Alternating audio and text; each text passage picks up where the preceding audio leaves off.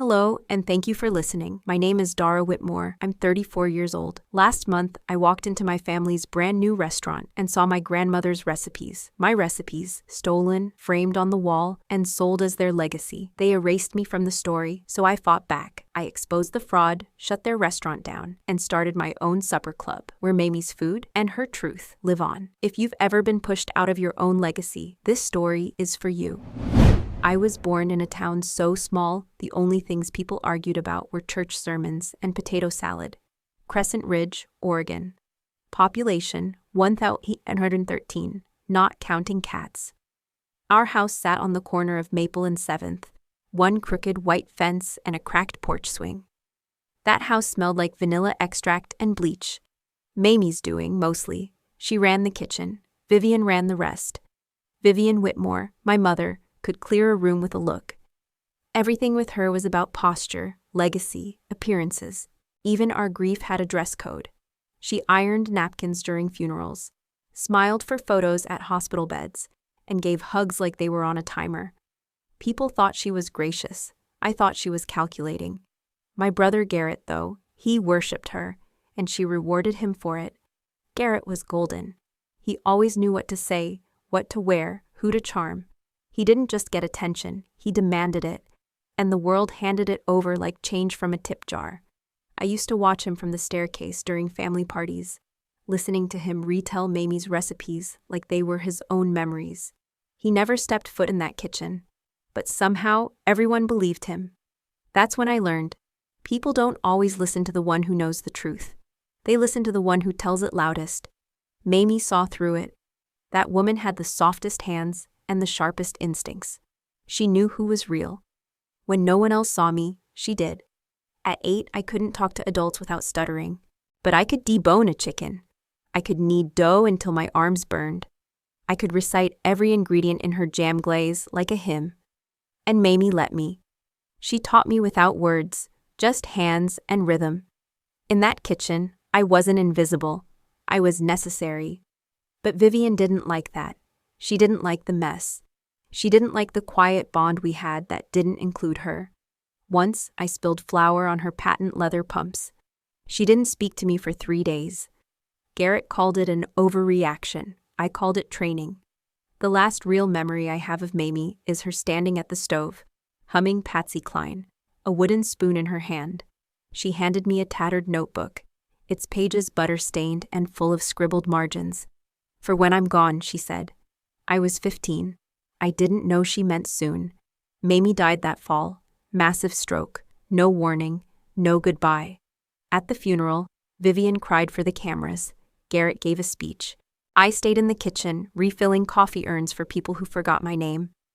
That was the first time I saw the notebook missing from my backpack. I knew who took it, and I knew better than to ask. The weeks after were worse. Vivian handled the estate. Garrett called it streamlining. I called it theft. The house was listed before the month ended. Mamie's recipes were scanned into a private family file. The kitchen was emptied. Her garden was dug up for landscaping. It was like she never existed, except in stories Vivian started telling at town fundraisers. The kind where Mamie was a pioneer in heritage cuisine, and Vivian, naturally, was her muse. I didn't fight. Not really, not out loud. I just packed my duffel and left the week I turned 18. Culinary school was a scholarship and a train ride away. I didn't even get a goodbye. Just a voicemail from Garrett. "Good luck, sis. Don't forget to call Mom on her birthday." I didn't. People say time heals things. What they don't tell you is that time also buries things, if you let it. I didn't. I cooked. I worked 10-hour shifts for chefs who didn't know my name and bled for plates that weren't mine. But every time I smelled garlic and thyme, I thought of Mamie. Every time someone complimented my sauce, I heard her voice. "You season with memory, baby, not just salt." For years, I kept my head down. I earned my place. I published recipes under fake names. I cooked for fundraisers I couldn't afford to attend. I sent Garrett Christmas cards. I called Vivian on Mother's Day. I did everything right. Because a part of me thought maybe someday they'd see me. But now, standing outside their glossy new restaurant, watching them toast champagne to family legacy, I realized something. They hadn't just erased me, they'd repackaged me, turned my silence into a foundation and built their empire on it. The girl they ignored became the flavor they sold. And this time, I wasn't going to be quiet about it. I found out about the restaurant from a barista at the Brass Bean, not from my mother, and certainly not from Garrett. Did you see the Whitmore and Legacy article in Bon Appetit? Looks like your family finally went big time, she said, while foaming oat milk. I blinked, smiled, tipped, then Googled. There it was. A glossy spread of Vivian and Garrett in matching navy aprons, standing in front of a sleek sign that read Whitmore and Legacy, a culinary tribute to Mamie. The caption: a family reclaims their matriarch's recipes for a new generation. I felt like someone poured vinegar into my lungs. They didn't just open a restaurant. They canonized themselves. As curators, as carriers of a legacy they barely understood. They branded Mamie's soul and sold it back to the world with linen napkins and prix-fixe smugness. But my first instinct wasn't anger. It was hope. Maybe, just maybe, this was their way of reaching out. Maybe they thought this was too big to ignore, too sacred to leave me out of. Maybe there'd be a letter in the mail, a handwritten note, an invitation to the opening. I waited. 2 days, then 4. Nothing came. So I crafted one for myself. I spent the next afternoon printing a mock menu, the one I helped Mamie create when I was 16. Scribbled in colored pen on the back of old grocery lists. Cornmeal fried okra with lemon honey. Smoked yams with rosemary butter. Pear cobbler with ginger streusel. The real legacy. Then I went shopping. I bought a forest green dress with gold piping that Mamie would have called elegant but not thirsty. I booked a room at the Harborview Inn, facing the pier. I packed the menu, a pair of nude heels, and the one photo I had left of Mamie holding my hand in front of the stove. Then I texted Vivian, me. I'd love to come to the opening. I think Mamie would be proud of all of us. Let me know if there's anything I can do to help. Hours passed. Then a day. No reply.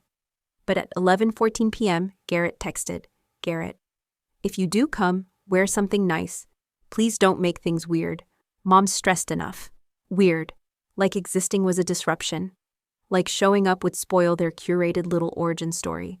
I stared at the message for a long time. Then I replied, me. I promise not to bring flour on my shoes. And still, I went. I arrived in Seattle the morning of the event. The city was cold and smug, like Vivian in skyline form. My room overlooked the bay, and the water sparkled like it knew how many secrets were buried beneath it. I laid out my dress, polished my shoes, and rehearsed my speech in the mirror. It wasn't much. Just a few lines. Thank you for honoring Mamie. She raised us with flavor and grit. I'm proud to see her remembered. Short, gracious, a peace offering wrapped in poise. I walked into the restaurant 5 minutes before the doors opened. The place looked like Pinterest had a baby with Architectural Digest. Marble floors, Edison bulbs, portraits of Mamie in black and white lining the wall, her image filtered until she looked like a ghost in pearls. A hostess greeted me like I was nobody. Name, she asked, scanning the tablet. Dara Whitmore. She hesitated, tapped, frowned. I don't see you on the reservation list. I smiled, cold. Try under ghost of the woman who actually cooked the recipes. She didn't laugh. Would you like to be seated at the bar? Bar. Not even a courtesy table near the back. Not even pretend recognition. I nodded, sat, ordered a glass of Zinfandel and the sampler plate. The first dish arrived, bacon-wrapped green beans. I lifted one with my fork, bit down, and froze. Brown sugar glaze, smoked sea salt, and a mistake Mamie made once, accidentally mixing up the paprika with cayenne. I had made that exact version when I was 14. Mamie let me keep the recipe. It's yours now, she said, smiling. Every cook deserves her own signature. But there it was, on a bone-white plate. No credit, no story, no soul. I ordered another dish, and another. Everything was hers. Everything was mine. Even the peach chutney still had the typo from my handwritten notes, 2 tsp of coriander. My hands trembled. I excused myself, walked toward the back hallway marked staff only. No one stopped me. I slipped into the office, heart pounding, adrenaline hot. There it was, Mamie's notebook. Framed on the wall like an artifact. Pages yellowed, ink smudged, butter stains intact, preserved behind glass, like they owned her bones. I stepped closer. There was a plaque underneath. Original notes from Mamie Whitmore, used with family permission. I laughed. Quiet, dry, bitter, family permission. I looked down. On the desk sat a leather-bound investor contract.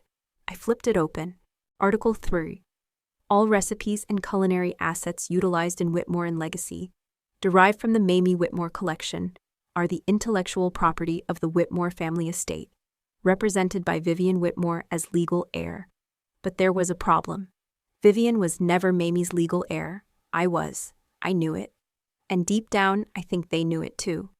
When Mamie passed, there was no formal will, just a handwritten letter she slipped into my recipe box the week before her stroke.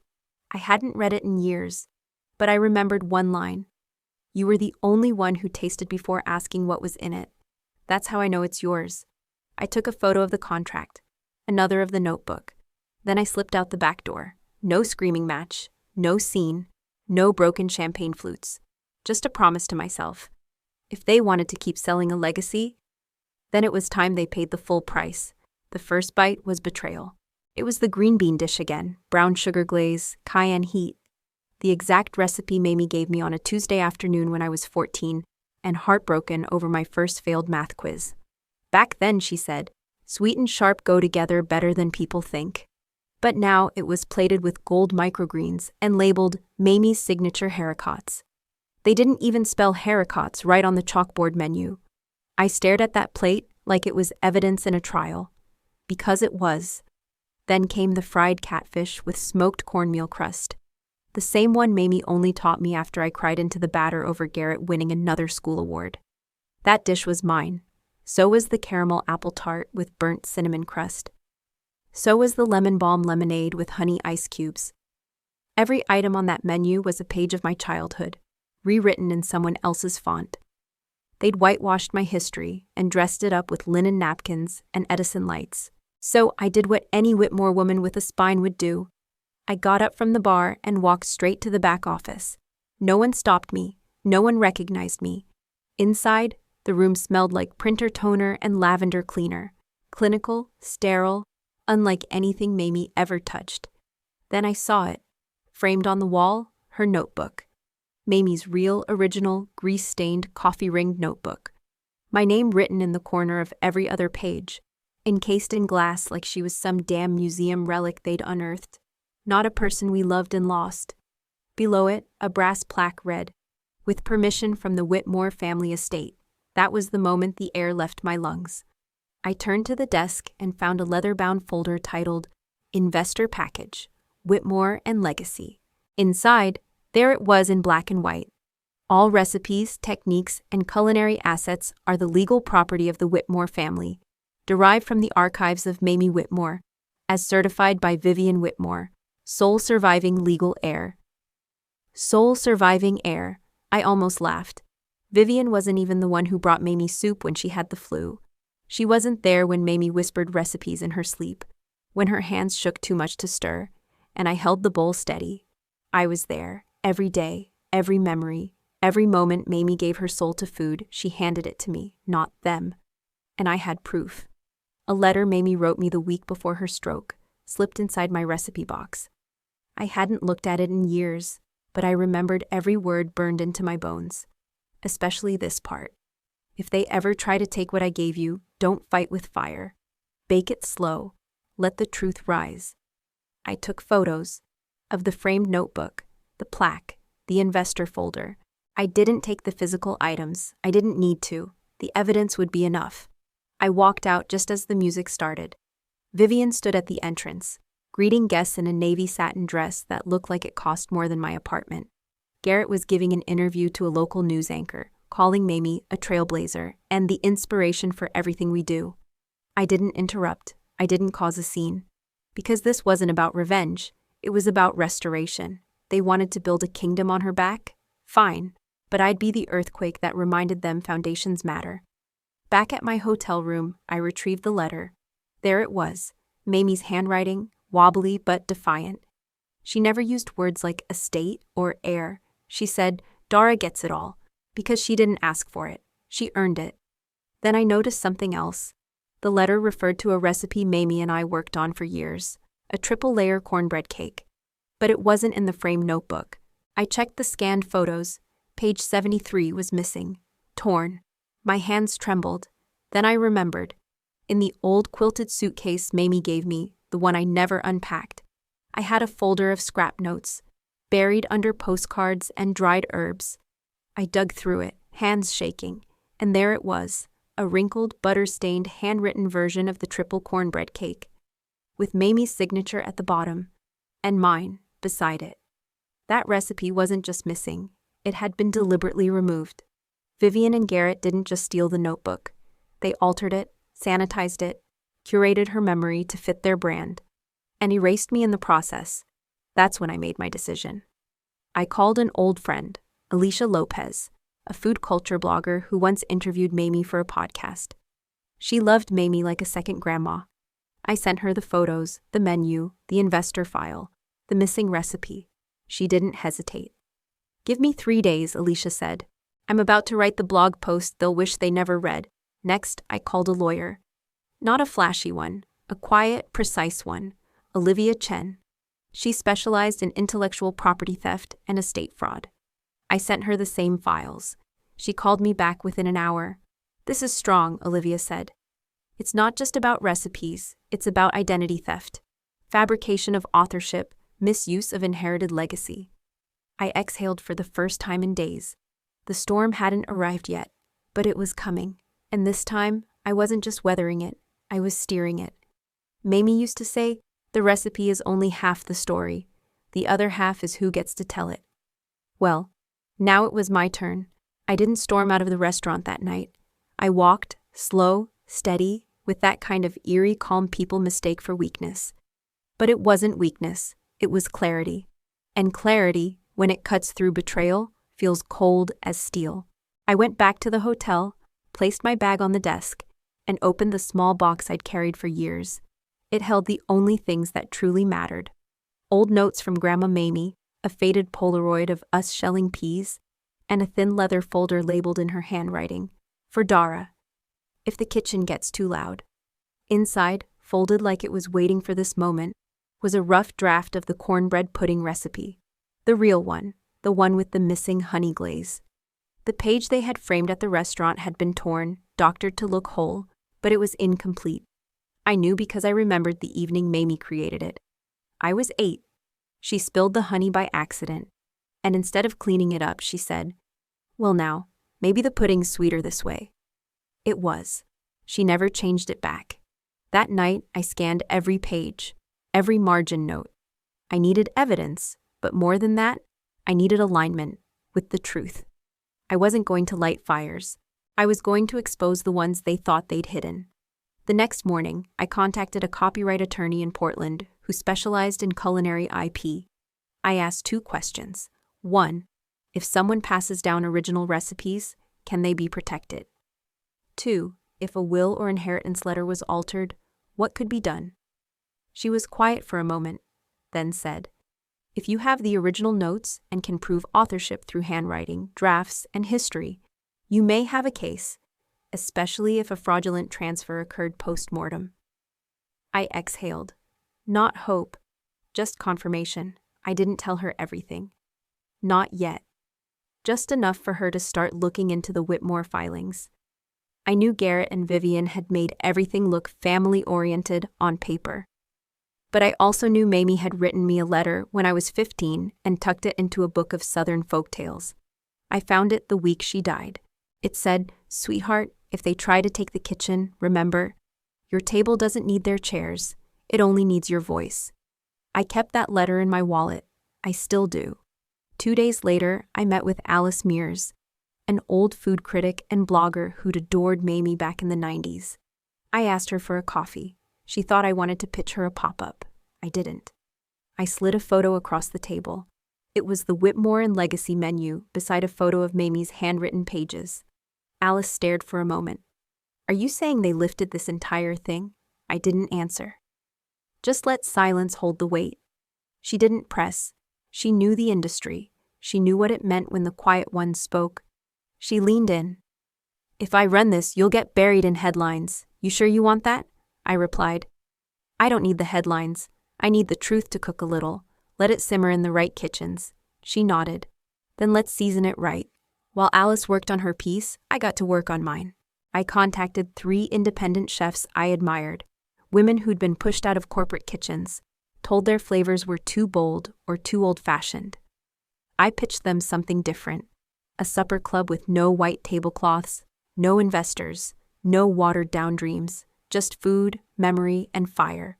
We called it Mamie's Table, the Originals. We'd host once a week, secret location, 20 seats max. No reservations, first come, first served. And every dish would come with a story, not a garnish, a truth. We printed menus on brown craft paper and folded them like old recipe cards. Each menu had a quote from Mamie. "If it tastes like love, you're cooking it right." I said nothing publicly about Whitmore and Legacy, not yet. I wanted people to come hungry, for food and for truth. That first night, our tiny Portland kitchen was overflowing. We had retirees, college students, single dads with daughters, even a famous sous chef from a 5-star hotel who came in disguised in a hoodie.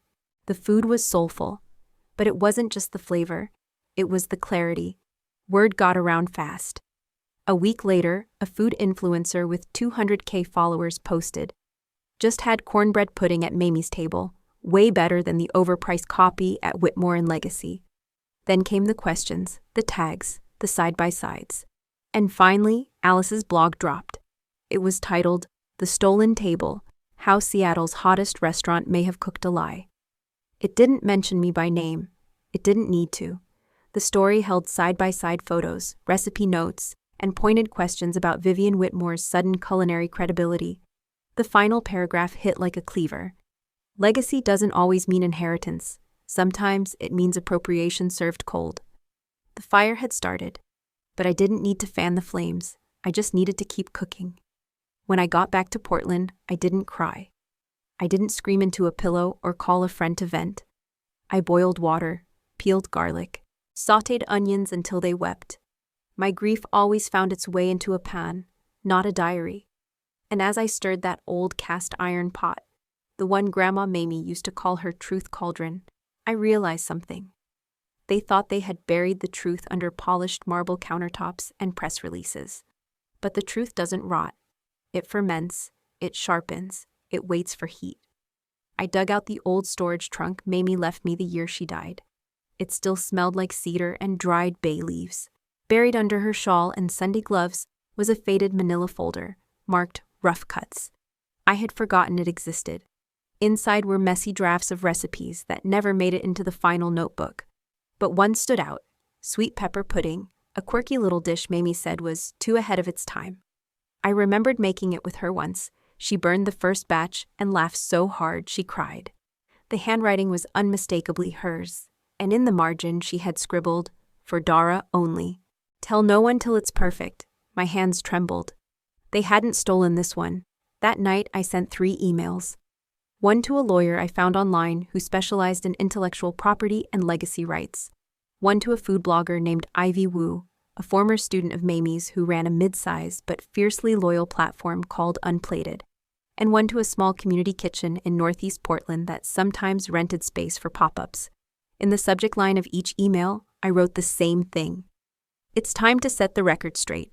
Ivy replied first. Her response was short. "I've been waiting for this story for years. Say when." The lawyer took 2 days. He wasn't cheap, but after I told him about the splotched signature on the contract and the original pages I had, including the For Dara only draft, he said one word that felt like oxygen. Actionable. The kitchen manager emailed last. A Tuesday night was open in 2 weeks. I booked it. Called the event Mamie's Table, the Originals. I spent the next 10 days building a menu. Not a flashy one, but true, intimate, honest. Every dish had a name and a memory. Mamie's chicken gravy grits, for cold Sundays. Rusty spoon gumbo, she forgot the new ladle. 3-crumb cornbread, I dropped it once. And for dessert, sweet pepper pudding, first time ever. Then I created a page on Instagram with nothing but a photo of Mamie's hands holding a spoon. Caption: Before the marble counters, before the PR. There was Mamie's table. Ivy published her blog 2 days before the pop-up. The stolen table, how a family built a restaurant using recipes they buried with the woman who created them. The headline went viral within 12 hours. Foodies were outraged. Small chefs everywhere shared their own stories of erasure. And in the comments, one line kept repeating, "Who is Dara Whitmore?" They were about to find out. The night of the pop-up, people lined up around the block. I had prepped for 30 guests. We served nearly 90. The pudding sold out first. One guest cried. Another said it reminded her of sitting on a porch with someone you didn't know you missed. Ivy live-streamed the entire night. Comments flooded in. "This is the real legacy. Tell her to open a real restaurant. Whitmore and legacy, more like Whitmore and lies." I didn't respond. I just served, smiled, and let the food do what it always had, speak for itself. After cleanup, I walked home through the drizzle. I didn't feel triumphant. I felt aligned, like I had finally pushed open a door that had been cracked for years, but no one thought I'd ever walk through. When I got home, I saw an email from Garrett. Subject: "What the hell are you doing?" No greeting, no punctuation, just one line. "You're tearing this family apart over some damn gravy and cake?" I didn't reply. I forwarded it to Ivy and the lawyer. Then I slept better than I had in years. I didn't expect the email from the lawyer to come with attachments, but it did. 3 PDF files, each one more damning than the last. The first, an enlarged scan of Mamie's supposed signature on the legal document Garrett had filed, the one that transferred ownership of her recipes to the Whitmore estate. The second, a forensic report confirming that the signature was likely traced. The third, a scanned page from Mamie's old will draft, unsigned but clearly written in her voice, naming me, not Vivian, as the intended steward of her culinary archive. I didn't shake, I didn't cry. I highlighted the key phrases in each document and filed them into a folder labeled Restoration. I didn't want revenge, I wanted documentation, precision, and a trail no PR firm could spin away. Then Ivy sent over an edited version of her exposé draft. The headline she proposed was sharper now. From her hands to their menu, the Whitmore restaurant scandal they tried to plate over. It wasn't subtle, it wasn't polite, and I loved every word. We coordinated the release with the supper club launch. Ivy posted her blog 3 hours before doors opened. By 6 p.m., it had over 5,000 shares. By 9 p.m., the line outside Mamie's table, the originals, snaked down 2 blocks. My phone buzzed nonstop, messages from old classmates, local chefs, even a few critics I thought had forgotten me. They all wanted to taste what Garrett and Vivian had tried to bury. But there was one message that stood out. It was from a woman named Naomi Herrera, a food historian from the Northwest Culinary Archive. She had met Mamie once at a conference in '97 and still remembered her sweet pepper pudding. "I recognize the touch," she wrote, "and I'd love to help authenticate your claim, if you're ready." I stared at the message, then wrote back one word: yes.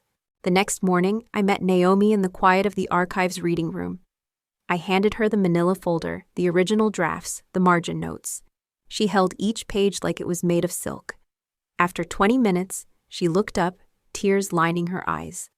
"This is more than a recipe," she whispered. "This is provenance." She offered to issue an official certification for the pudding and 2 other dishes, Mamie's signature dishes, based on handwriting, historical sourcing, and previous publications. That meant one thing: intellectual property rights. Not just moral justice, legal justice. I returned to my apartment that night and stared at my calendar. The pop-up was sold out for the next 3 weeks. Ivy's blog had gone national, and Naomi was preparing to publish a report in the Journal of Culinary Preservation. Every piece was moving, quietly, powerfully. It was time to pull the next string. I mailed a copy of Naomi's report, the lawyer's findings, and a cease and desist letter to the Whitmore and Legacy legal office. No fanfare, no social media post, just a registered envelope with a post-it note stuck to the front. This time, don't mistake my silence for weakness. The response came in exactly 42 hours. Not from Garrett, not from Vivian, but from their legal team. They asked for a private resolution. They proposed a quiet settlement, a joint statement, maybe a licensing agreement for select dishes. I laughed, actually laughed. They still didn't get it. They thought this was about royalties, about a name in fine print.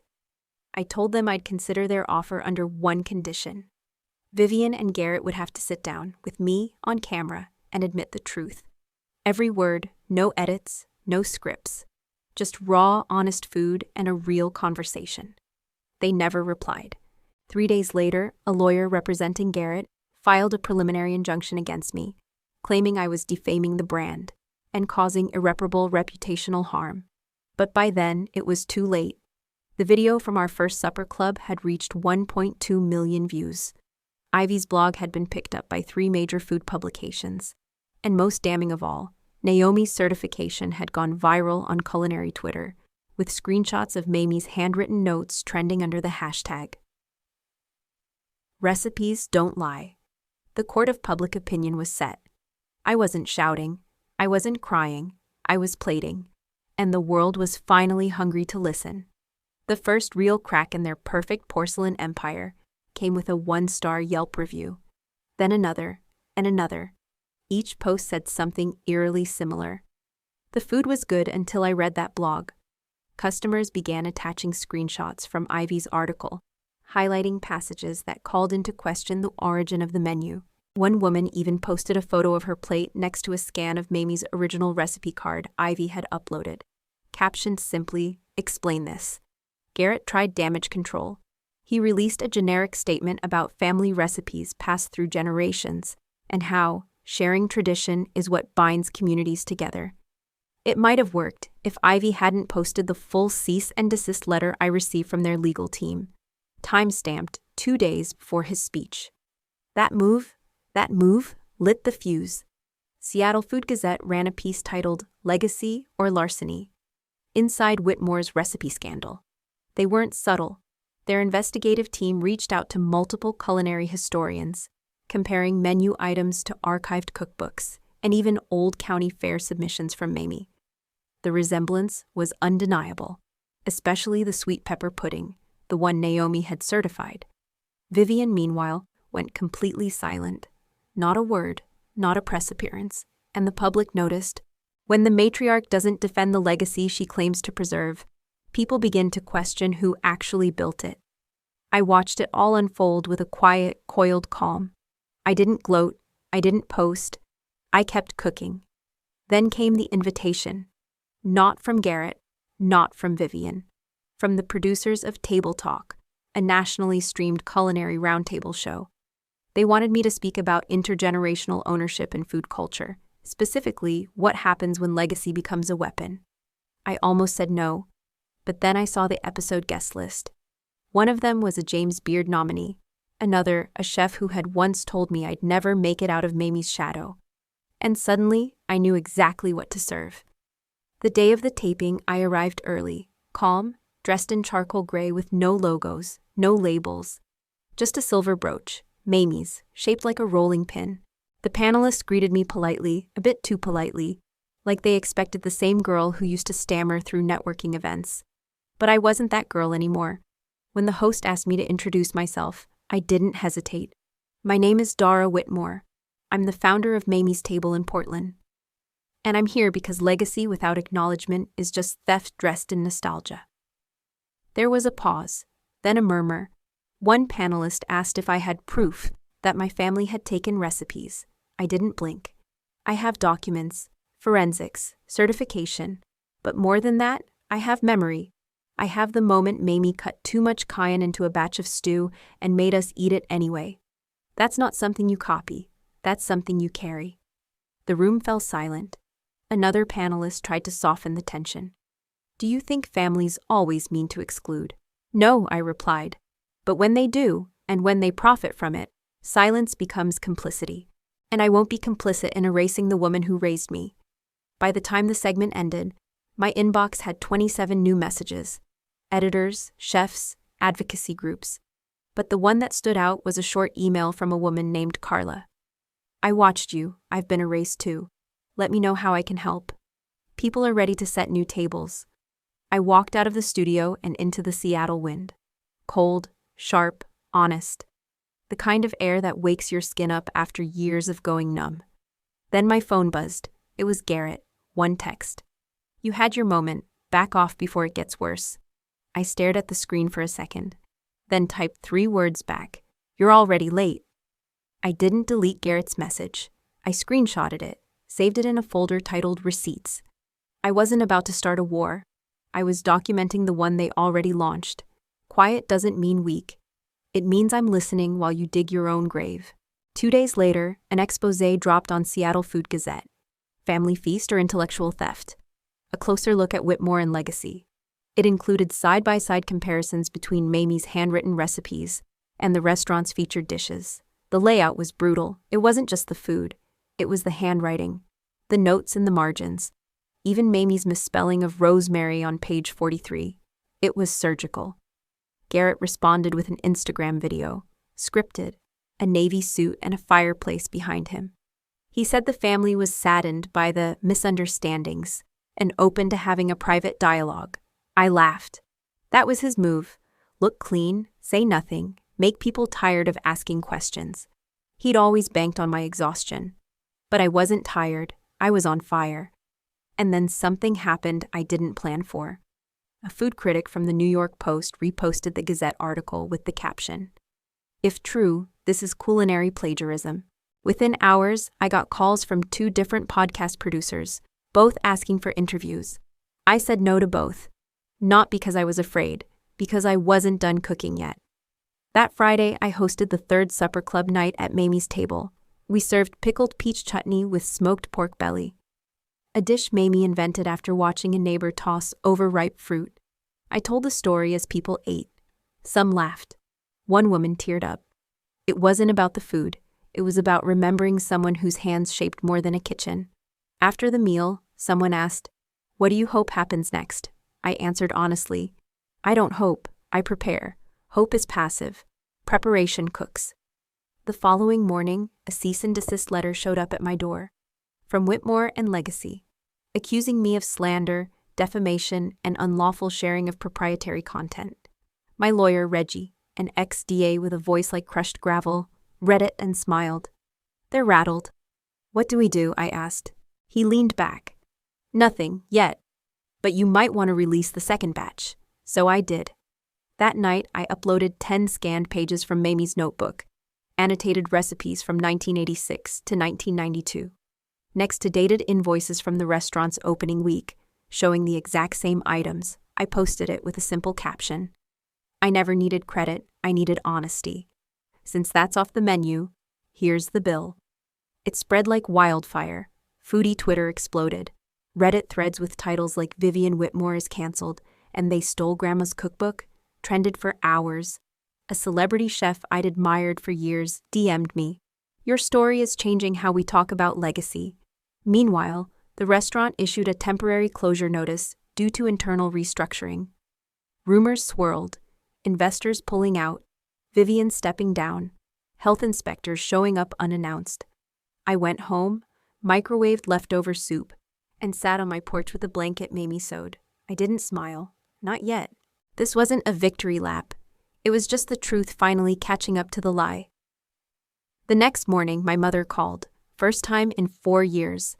I stared at the screen, let it ring out. She texted, "Can we talk?" I replied, "Did you mean to send that to me? Or just the name you used when it was convenient?" She didn't write back. And I didn't need her to, because that afternoon I got another invitation. Not to a restaurant. To speak at the Northwest Culinary Ethics Conference. Keynote. They titled the session, "Recipes, Rights, and Reckonings." I accepted. Not to be seen. To make sure the next woman holding her grandmother's cookbook didn't have to burn it just to be believed. They say revenge is a dish best served cold. But what they don't tell you is, it's even better when they don't know you're serving it. 3 days after the podcast interview aired, Whitmore and Legacy posted a temporary closure notice on their social media. Garrett's face disappeared from interviews. Vivian's PR agency dropped her. A leaked investor memo surfaced, accusing them of misrepresenting ownership of culinary assets. Their house of cards wasn't just falling, it was imploding. But I wasn't watching with glee. I wasn't watching at all. I was in Portland chopping onions, hosting a supper club for 8 people and a stray dog someone brought in a stroller. While their empire cracked, I was building something, small, honest, mine. Then a letter came. It wasn't official, no legal seal. Just a manila envelope slid under my door, no return address. Inside, a faded cookbook, bound with frayed thread, and a letter folded once. I recognized the handwriting before I even opened it. Mamie's. My throat closed up. I held it like it might fall apart if I breathed wrong. The letter was short. Dara, if they use my name to erase you, remember, you have every right to clear the table. She knew. She always knew. That one sentence undid something deep in me. Not pain, permission. I made tea, sat in silence, and realized that was my final piece.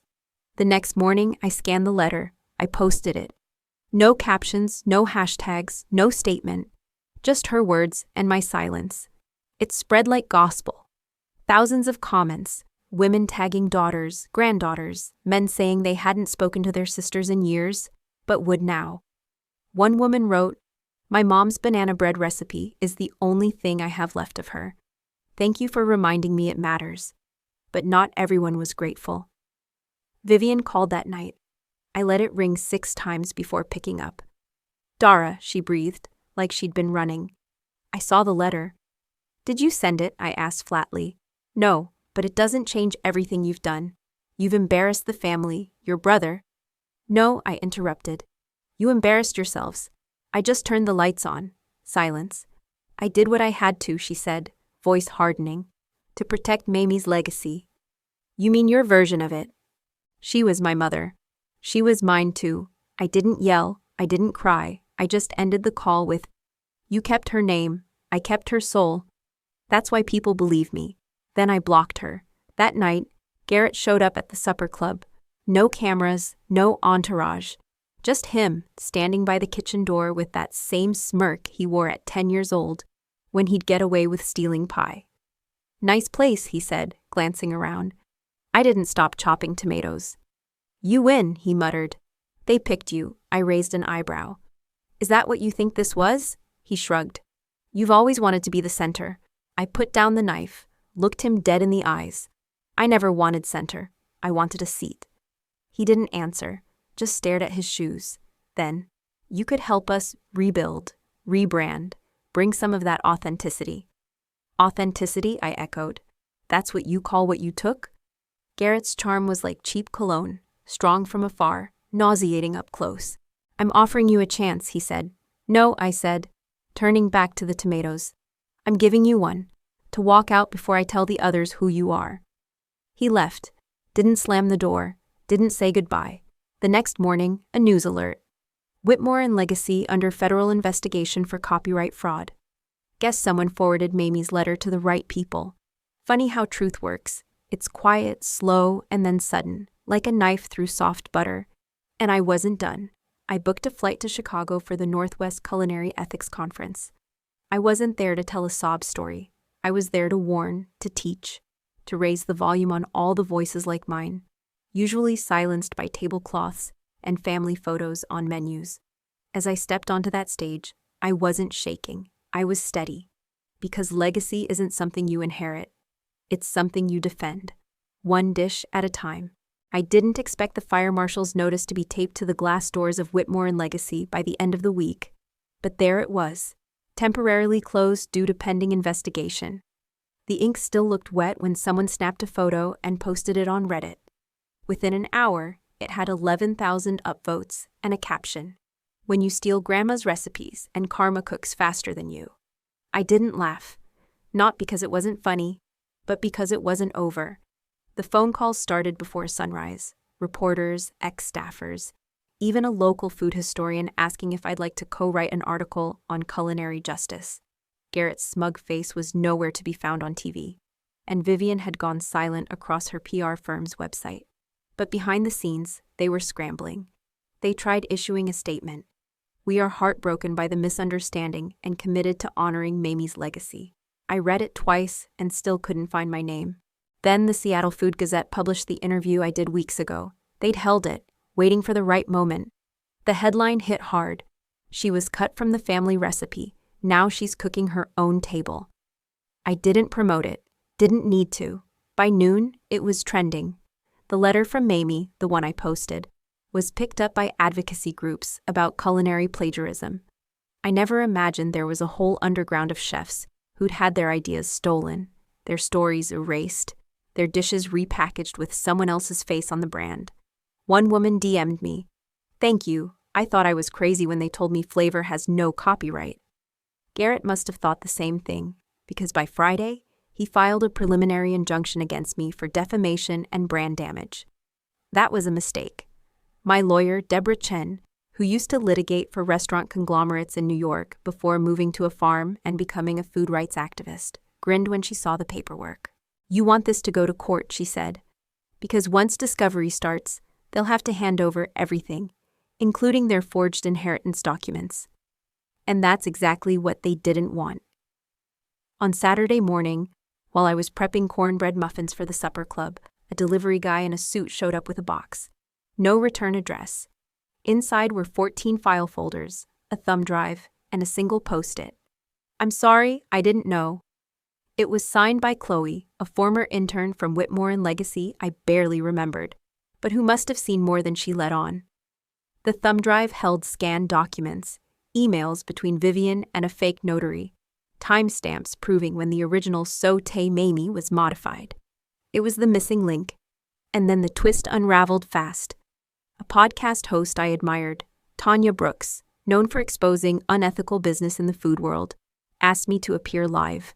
I almost said no, but then I thought of Mamie's hands guiding mine as I shaped dumplings on rainy days. I thought of every dinner I ate alone in culinary school, while my family posted about our traditions online. So I said yes. The podcast aired Monday. Over 400,000 people listened in 24 hours. Tanya didn't hold back. "Your mother and brother used your grandmother's name, your recipes, and erased you entirely," she said, voice cold. "What does justice look like for you now?" I paused. Not for drama, for breath. "Justice isn't watching them fall," I said slowly.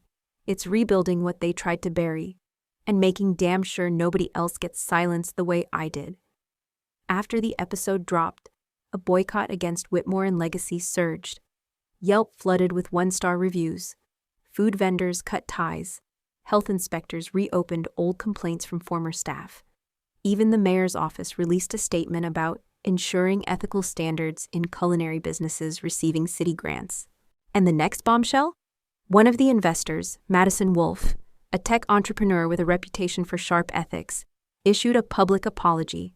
She claimed she was misled about recipe ownership and was deeply disturbed to learn of forged documents used to secure funding. Then she pulled out. $10 million, gone in one night. Vivian finally broke her silence. In a shaky video filmed in her living room, with sunlight glaring through plantation shutters, she clutched a teacup like it could stop her world from crumbling. "We didn't mean to exclude Dara," she said, voice trembling. "We thought we were preserving something. We thought—" I stopped the video there. Thought what? That I'd stay quiet forever? That legacy could be curated like a Pinterest board? They weren't preserving Mamie's memory. They were preserving power. And they did it by pretending I was disposable. But I'm not. I'm the damn cornerstone. He showed up at the back door of the pop-up like he was delivering a package, not shame. Garrett hadn't aged a day, but his tie was crooked, his eyes puffy, and he held that stupid phone like it was a shield. "They picked you," he said, skipping hello. "Investors, food critics, even Mom's lawyer, everyone's backing off. You win." He tried to smirk, but it collapsed into a nervous twitch. I didn't offer him a seat. I didn't need to.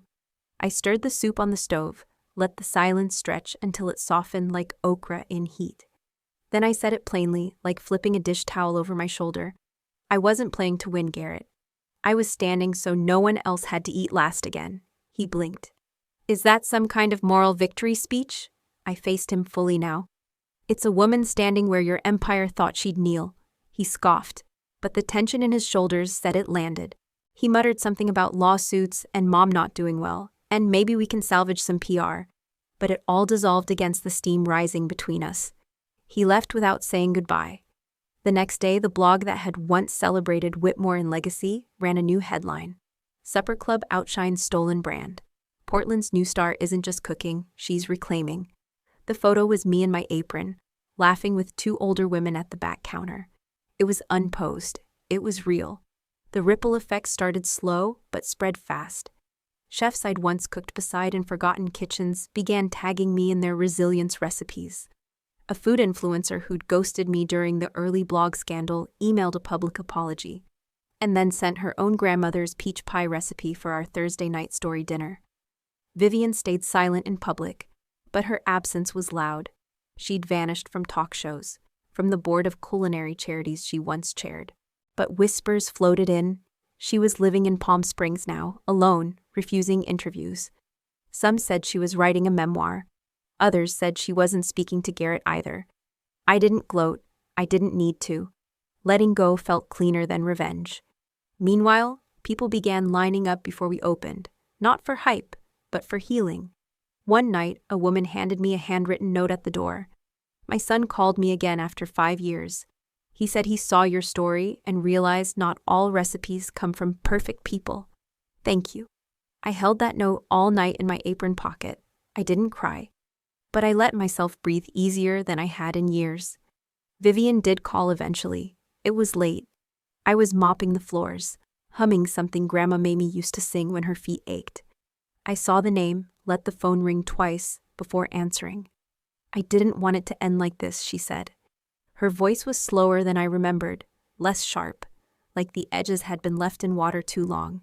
I leaned on the mop handle. But you still ended it. Silence. Then, I thought if I kept her recipes in the family, even if the family looked different, it would honor her. No, I said. You wanted to own the narrative, not preserve the memory. That's why you never invited me. She wrote about you, Vivian said suddenly. In the letter they found, she said you were the one who really saw her. My throat tightened, but I didn't show it. I did, and you hated that. Vivian sighed. You're angry, I understand. I just hope you can cook without bitterness. It's not what she would have wanted. I smiled, cold and calm. Bitterness was never the flavor I kept. But salt reminds you to taste. I hung up. And just like that, the kitchen felt warmer again.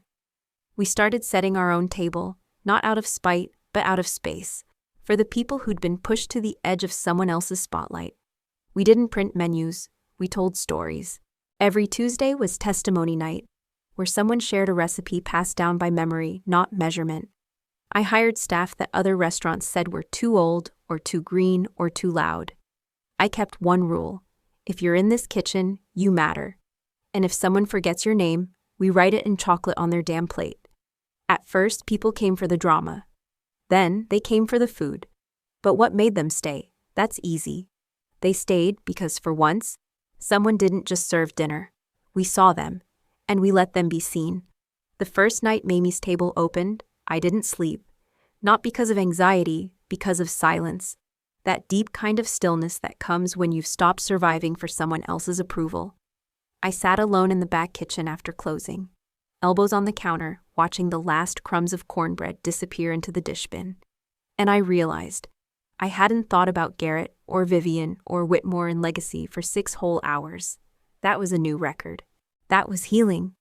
The restaurant wasn't big, just 12 tables. The wallpaper was peeling at the corners, and the front window still had a crack from the last tenant. But we served food with stories. Every night, I picked one recipe from Mamie's book, shared a memory tied to it, and made it fresh with a team of people no one else had given a shot.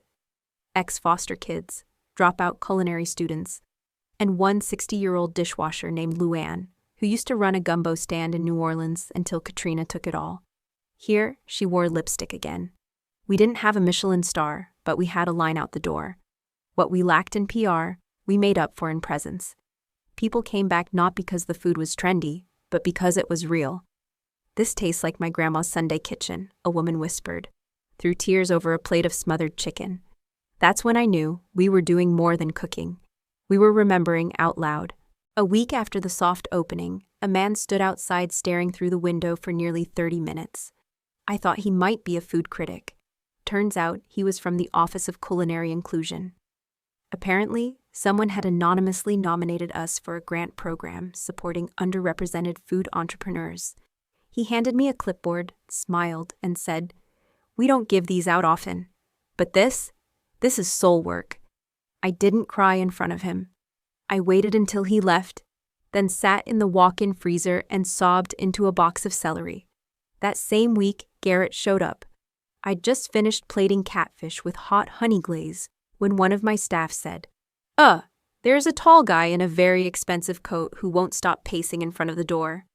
I looked up, and there he was, Garrett Whitmore, my brother. Hair too neat, eyes too tired. He didn't walk in like family. He walked in like someone unsure if they still had the right. "I'm not here to fight," he said, hands up, eyes flicking around the space like he was in a museum he didn't understand. "I just wanted to see what it looked like." I said nothing, kept wiping down the counter, let the silence stretch. He cleared his throat. "Mom's been quiet. Press won't touch her. I heard your cornbread outsold our lobster risotto 4-1. He tried to smile. "You win, Dara." I didn't look up. "Just said I wasn't playing." He blinked. "What?" "I wasn't playing to win," I said. "I was standing up so no one else had to sit at the end of the table like I did." My voice didn't rise. I didn't need volume. I had truth. Garrett sat down on one of the stools. "It wasn't all my idea, you know. The theft. The contract. Mom pushed for all of it." "And you signed it?" He nodded. "Yeah." We sat there, time stretching like dough under a rolling pin. Finally, he asked, "What are you going to do with all this? The attention, the funding, the power?" I turned to him for the first time and said, "Feed people who are always hungry for more than food." He swallowed. "I think Mamie would be proud." I met his eyes. "She'd be furious it took this long." He gave a bitter laugh. "Yeah, probably." Garrett left without asking for forgiveness. That was the most honest thing he'd done in years. Later that night, as I closed the register, I found a folded napkin with 5 words scribbled in Garrett's handwriting. "You built something we couldn't."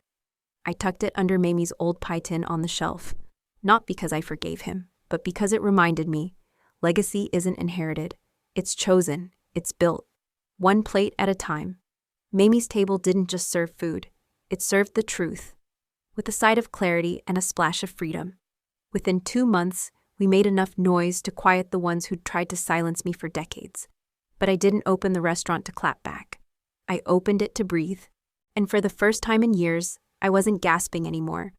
I kept a stool empty at the end of the counter, not reserved, not labeled, just there. Some nights it stayed that way.